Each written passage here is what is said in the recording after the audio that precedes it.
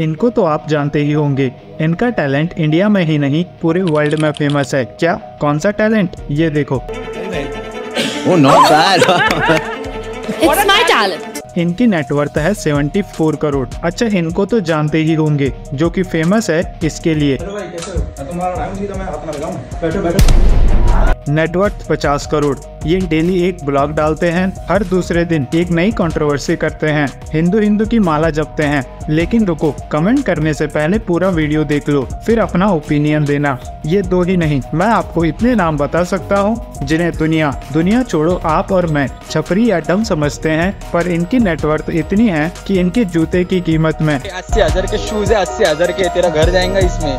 ये लोग YouTube, Instagram और फेसबुक पर बेवकूफ़ों वाली वीडियो बनाते हैं और देखते ही देखते अमीर हो जाते हैं। अगर आपको लगता है ये बस किस्मत का खेल है, इनकी किस्मत अच्छी है, तो आप गलत हो। यही नहीं, अगर आप वर्ल्ड के टॉप रिचेस्ट एंड फेमस लोगों को देखते हो तो उनकी एजुकेशन क्वालिफिकेशन इतनी भी नहीं है कि वे किसी ऑफिस में सिक्योरिटी गार्ड के लिए भी अप्लाई कर पाएं। अक्टूबर 2018 यूपी में बीजेपी गवर्नमेंट 368 पियोन पोस्ट के लिए वैकेंसी निकालती है, जिसके लिए 23 लाख लोग फॉर्म भरते हैं, जिसमें से 2 लाख लोग बीटेक, बीएससी, एमएससी और एमकॉम डिग्री होल्डर थे, तो 255 पीएचडी डिग्री होल्डर्स। अभी भी अगर आपको झटका नहीं लगा तो उस पियोन की जॉब के लिए 255 लोग ऐसे थे जिन्होंने अपनी डॉक्टरेट्स कंप्लीट की हुई थी, जबकि जॉब के लिए एलिजिबिलिटी क्राइटेरिया था केवल 10th पास। एक तरफ स्कूल और कॉलेज के टॉपर्स जिन्हें ढंग की जॉब तक नहीं मिल पा रही है, तो वहीं दूसरी तरफ जिन्हें हम डम समझते हैं, वे एमबीए स्टूडेंट्स आईआईटीएन से ज़्यादा पैसा कमा रहे हैं। यानी कुछ तो गलत है।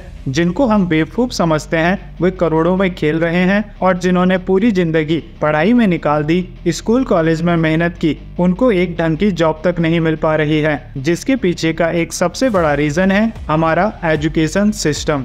हमारे एजुकेशन सिस्टम में 2 कमी है, एक एजुकेशन की, दूसरा सिस्टम की।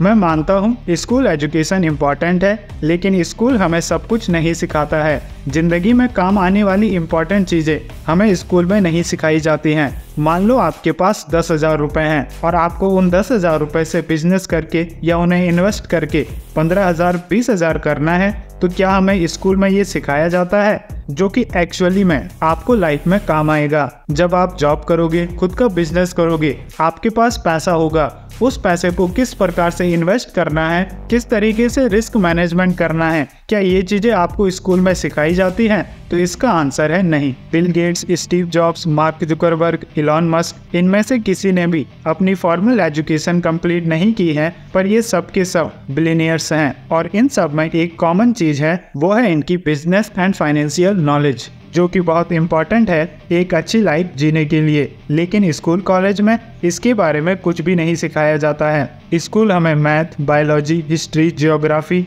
सब कुछ सिखाता है, पर हमारा स्कूल हमें पैसा बनाना नहीं सिखाता है और ना ही उसे ग्रो करना। एग्जाम्पल के लिए अगर हम देखें, धीरू भाई अंबानी, जिन्होंने अपनी हाई स्कूल भी कंप्लीट नहीं की थी, घर की फाइनेंशियल कंडीशन खराब होने के कारण जिन्हें घर चलाने के लिए पेट्रोल पंप पर काम करना पड़ता था, आगे चलकर वे इंडिया के रिचेस्ट पर्सन बने। जिसके पीछे का रीजन था उनकी धंधे की समझ और उनकी पैसे की समझ। लेकिन एक सवाल हमारे मन में आना चाहिए कि हमारा एजुकेशन सिस्टम इतना खराब क्यों है? तो इसको समझने के लिए हमें थोड़ा पीछे जाना होगा। जब ईस्ट इंडिया कंपनी इंडिया में राज कर रही थी, तो उनके सामने 2 मेजर चैलेंजेस थे। पहला, कम्युनिकेशन विद इंडियंस, क्योंकि उनकी प्राइमरी लैंग्वेज थी इंग्लिश और इंडिया में ज्यादातर लोग हिंदी या फिर अपनी लोकल लैंग्वेज में ही बात करते थे। और दूसरी प्रॉब्लम, वर्कर्स एंड कलर्स की रिक्वायरमेंट। फिर थॉमस बेबिंगटन मैकुले ने 1835 में इंग्लिश एजुकेशन एक्ट निकाला, जिससे उनके दोनों पर्पस फुलफिल हो गए।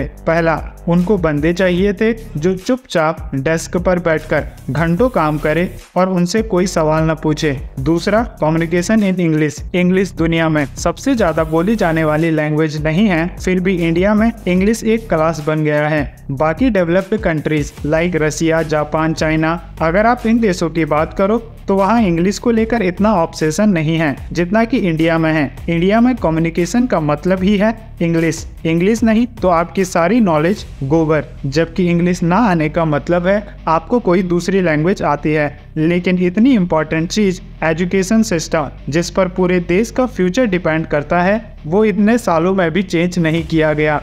अभी भी हम सेम पैटर्न में सेम प्रोसेस को साल दर साल फॉलो किए जा रहे हैं। इसमें जो भी चेंजेस होने चाहिए उस तरीके के चेंजेस अभी भी हमें एजुकेशन सिस्टम में देखने को नहीं मिलते हैं। चेंज के नाम पर एक दो चैप्टर्स को आगे पीछे कर दिया जाता है, लेकिन अभी भी हमारा एजुकेशन सिस्टम सेम ही है। पूरे साल भर रट्टा मारो और एक दिन एग्जाम हॉल में जाकर जो भी आपने पूरे साल भर रटा है उसे पेपर में लिख के आ जाओ। Most people are a part of some kind of herd. They see what the herd is doing and they do what the herd is doing. And the reality is, and Tony Robbins says this, he says, if you want to be successful in life, watch what everybody is doing and do the opposite. And if you're doing the opposite, you're going to stand out. And you know what they say, the nail that stands out gets hammered.